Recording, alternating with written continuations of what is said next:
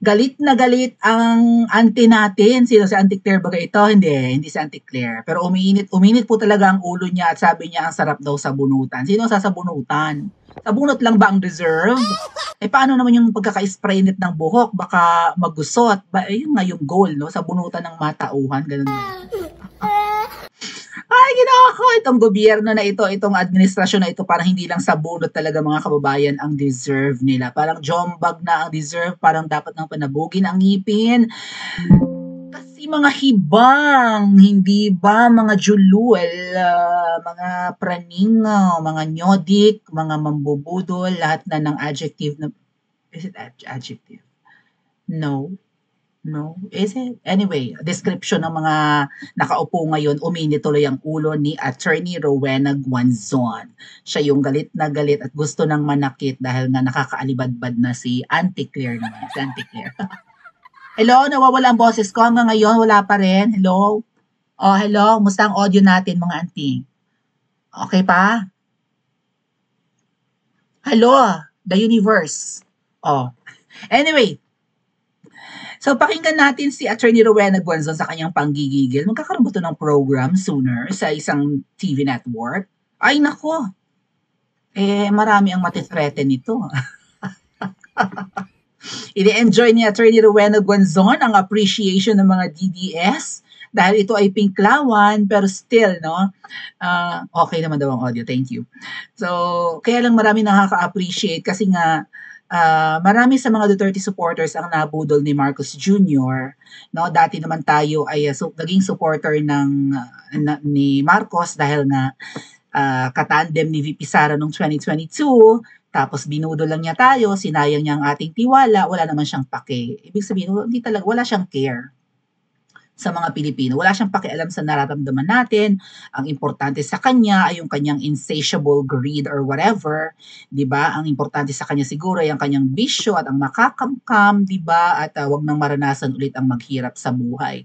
Kasi Singiwi Jr., 'di ba? Nag-enjoy sila na para silang mga monarchs ng Pilipinas dahil 2 dekadang mahigit na tumira sa palasyo ng mga ahas, nagbuhay hari at reyna, nagbuhay prinsipe at prinsesa ang mga ito, pero inalis sila sa palasyo, pinwersa. So nandun yung, 'di ba, yung galit nila.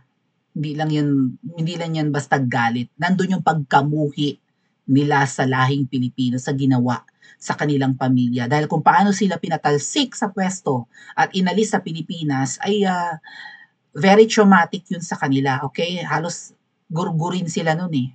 Nakatakas lang. Balak talaga silang gurgurin. Kasi sinugod nga ang palasyo, di ba? Baka nga, we don't know kung bakit nakapagpahukay. Kasi according nga kay Spokesman Roque, may hukay yan eh. May tunnel mula sa palasyo ng mga ahas papunta sa Aguado Mansion, yung katapat na property ng nanay ni Tambaloslos, na doon daw nagdi-deliver ng pera. So, kahit na i-deliver mo sa Aguado Mansion ang mga malimaletang pera, pwede namang idaan sa tunnel, no? Yung sa Lagusan at makukuha pa rin ng mga nakatira sa palasyo ng mga ahas yung sandamakmak na pera ng mga Pilipino. So, maybe yung tunnel na yan was available na rin nung sila pa yung nakatira dyan. Baka nga siguro nakapagpagawa. At saka ang sabi pa nga po mga kababayan ay namili na ng mga properties sa palibot ng Kamangyang itong pamilyang ito. Okay, yung Malacanang compound, may mga properties naman yan ng mga kapitbahay, no? So, binili na raw nila. Baka ngayong Aguado Mansion is one of the recent purchase ng angkan ng mga to, 'di ba? Para kung sakasakali man na, kasi mahusay yung technique nila, no? Isipin mo, halimbawa, nung tumakas sila nung 1980s ba yon? Nung tumakas sila ng palasyo, ang iisipin agad ng mga tao nung sumugod na nakalayo na. Baka mamaya nandyan lang sa Aguado Mansion. Right? Kasi tumakas na. Iisipin na wala na dito, wala na sa palasyo, o ransakin na natin, kulang natin ang laman. O, siguro nakalipad na yung papuntang Paway, Ilocos, o nakalipad na pa-abroad, pero nandun pa rin nagtatago sa Aguado Mansion. Then maybe a day after or 2 days after, saka talaga sila i-exit kung saan hindi na matao yung lugar. Technique, di ba? O, anyway, at ngayon na nagbabalik sila sa power, nandun yung, di ba, yung paghihiganti nila na sairin ang yaman ng Pilipinas, 'di ba? Pahirapan ang buhay natin dahil hindi naman natin deserve na umasenso at wala namang pakialam, wala ngang pagmamahal sa kapwa eh. Plus hindi naman yan talaga lumaki na dito or lumaki man sa Pilipinas, rather, pero lumaki na abroad. Or 'di ba sa abroad na nag-aral? Dito na sa abroad. Like nag-aral ba sa New York yung linti na yan? Or sa sa Great Britain or sa UK na nag-aral. So yung compassion, 'di ba, sa mga Pilipino, yung mga years kung saan nakatira sila sa palasyo. So ipagpalagay mo si Ngiwi noon ay mga ilang taon kaya si Ngiwi no? Siguro mga 18 lang siya no. Bagets pa, baka teenager pa nga lang. Kung 21 years tumira, malamang si Mangga 20 years old. Tama? Si Ngiwi ay bunsong lalaki? Or bunso yung Irene? Basta kung 21 years silang tumira sa palasyo, palagay ko si Ngiwi mga 18 anyos lang. Right? Baka nga 17 lang, yung nag-uniform pa siya ng fating nung sinusugod na ang kamangyang. Or may mga tao na sa labas na pinagmumumura sila. Okay? So, after that, na nawala na sila sa Pilipinas, 'di ba? Like maybe his early 20s to 30s.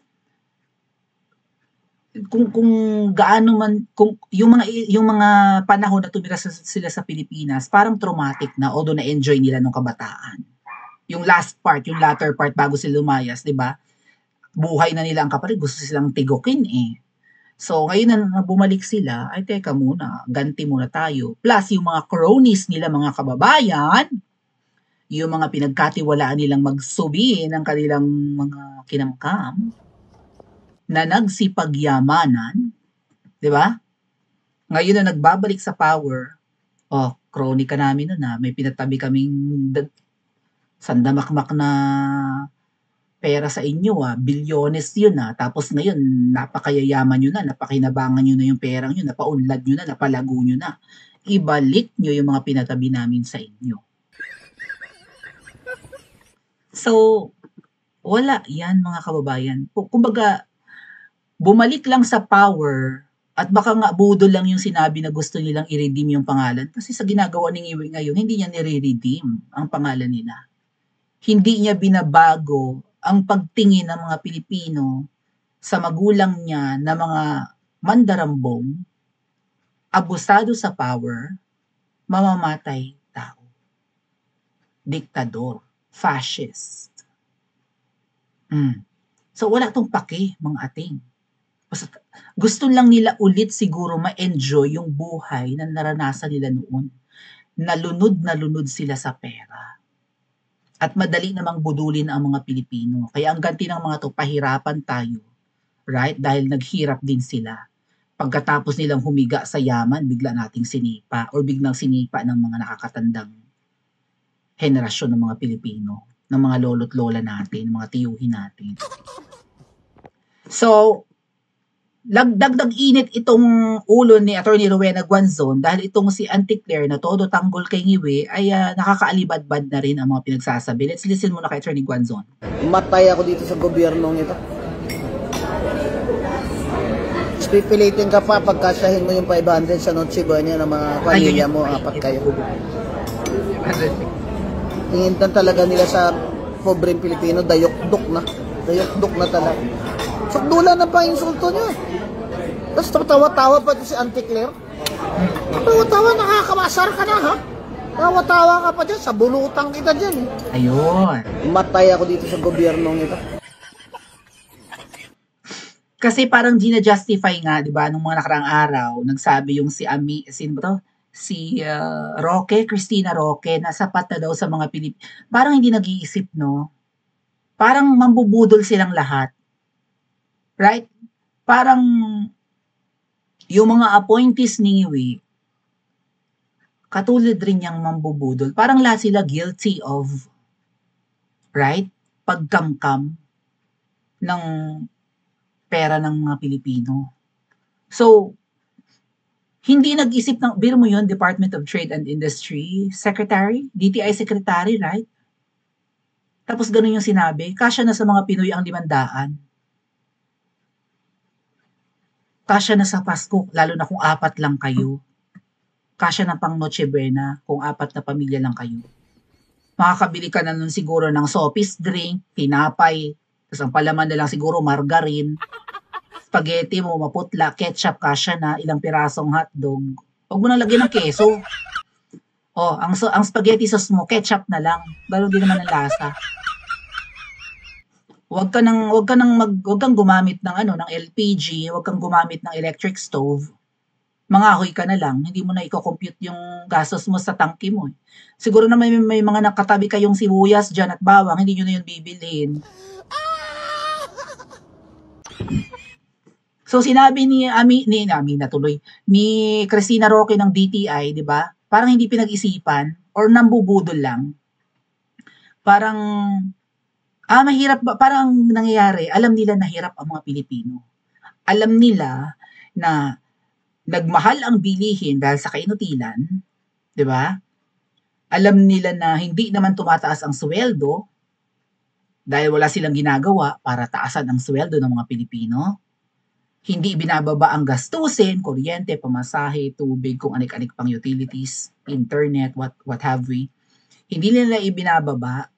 So, gipit na gipit ang mga Pilipino or hikahos.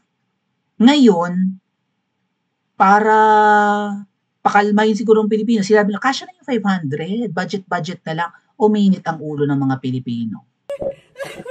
500? Siguro nung unang panahon mga kababayan, no, kung may okasyon sa inyo, kasya na ang 5,000. Right? Para makapagpakain ka ng mga konting bisita aside from kayo, no, for your consumption ng pamilya nyo. Pero ngayon, kahit 10,000 ang gastusin mo for handa sa okasyon, parang manipis. Right? 10K? Okay, makakapag-grocery ka. Pero, it won't be considered as feast kung hindi marami ang handa. Kung hindi at least 2 or 3 putahe ang ulam na lulutuin, dapat may dessert. Right? Dapat may prutas ka rin dahil magbabagong taon. Oh. Saktuhan lang yun. Huwag ka nang mangungumbida ng marami. Right? Baka yung 10,000 mo, ubos yun. Sa amin pa naman mga kababayan, halimbawa sa probinsya namin, kapag ka fiesta, uso yung nangumbida ka, pero yung kinumbida mo, ipagbabalot mo pa. Okay, kumain na, pero dapat may babalutin ka rin para sa inimbita mo. Minsan, may mga dumadating na hindi mo invited, pero syempre, welcome naman ang lahat na kumain. Halimbawa, kapistahan yan. Kung kakilala mo naman kahit hindi invited, ipagbabalot mo pa rin. So, dapat hindi manipis ang budget mo. Tapos ito, Pasko at bagong taon, much awaited na event or okasyon ng mga Pilipino. September pa nga lang, pag naging Burr month na nga, nagsasabit na ng Christmas decorations ang mga Pilipino eh. Tapos sasabihan mo ng 500, kasya na, ay masasabunutan kang talaga. Nambubudol lang baga mga kababayan or wala sa tamang pag-iisip? Kasi tapos yun nga, yung Cristina Roque, humingiwi-ngiwi din yun. Ito namang Auntie Claire, kung todo tanggol, hindi tama naman, kaya namang pagkasyahin. May mabibili, ba yun sinabi ng Auntie Claire? May mabibili ka naman dyang mga nakapak na pang chop suey, tapos mabili kang pansit, yun na yung isahog mo. Kasya na raw yung 500. Kung ako mayaman, pangunguyain ko siya ng 500, mga ate. Right? Pamasko mo lang yung sa inaanak mo eh. Yung 500, kung may inaanak ka, pamasko mo yun, 500. Minsan sa lugar namin, mahihiya ka pang magbigay ng 500 sa inaanak mong namamasko. Inaanak mo kasi yun eh. Hindi yun yung tipong mga bata na nangangatok tuwing December 25. Okay? Or nangangaroling. Inaanak mo yun. Nagbihis ng maganda, di ba ganon? Nagbibihis ng maganda yung mga bata. So, ang ibibigay mo doon, sa amin kasi ganon. Ang ibibigay mo 500, minsan mahihiya ka pa kapag may kaya-kaya yung inaanak mo siguro, baka manipis din yung 1,000. Tapos ang ipangahanda mo 500, eh di kayo lang kakain. Minsan kasi nangungumbida ka eh, di ba? May mga kapitbahay tayo na konti ang handa, mag-aabot ka ngayon ng isang tray halimbawa ng spaghetti or kung anong handa mo. Gusto mo kasi matikman din. We love to share. Tapos sasabihin 500, eh masasabunutan ka nga ining. Sabunot lang ba ang deserve ng mga nakaupo ngayon sa gobyerno? Or dapat nang panabugin ang ngipin ng mga taong yan? Paki-comment sa comment section at mag-like at subscribe din po kayo.